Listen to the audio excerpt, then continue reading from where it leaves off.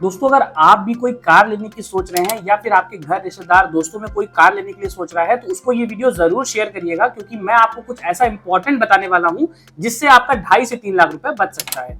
बात करने वाले हैं कि अगर आपके पास प्रिंसिपल पे करने का पैसा है भी, तो भी क्या आपको अपना टोटल अमाउंट लगा के कार लेनी चाहिए या फिर कार लोन लेने के बाद ही आपको कार बाय करनी चाहिए। दोस्तों, ऐसा इसलिए होता है क्योंकि अगर आपने कार लोन लिया हुआ है तो उसके ऊपर आप इंटरेस्ट देंगे। तो लोग क्या सोचते हैं कि सर, मेरे पास अगर पैसा रखा है और मैं कार लोन लेके इंटरेस्ट ही रीपे करूंगा, तो क्यों नहीं मैं अपना ही पैसा इन्वेस्ट करके कार ले लेता हूं।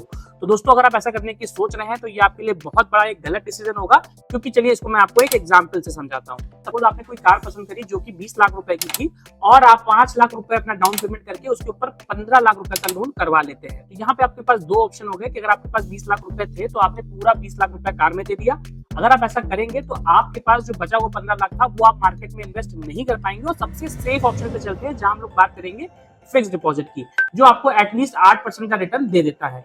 वहीं पे अगर आप कार लोन लेते हैं तो वो आपको 9.9% की रेट पे मिल जाता है। तो अगर आप 15 लाख रुपए का कार लोन लेते हैं तो यहाँ पे 5 साल का अगर आपने लोन लिया है तो ऑलमोस्ट आप 3,68,000 रुपए इंटरेस्ट पे करेंगे।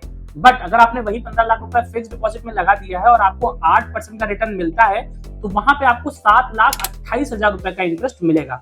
तो आपका भी दिमाग चकरा गया ना कि जब मैं कार लोन पे 9% इंटरेस्ट दे रहा हूँ तो वहां पे मेरे पास इंटरेस्ट का जो अमाउंट है वो मात्र 3,68,000 रुपए आ रहा है, और वही मैं अगर फिक्स डिपॉजिट में डालता हूँ तो वो 8% होने के बावजूद 7,28,000 रुपए कैसे होता है।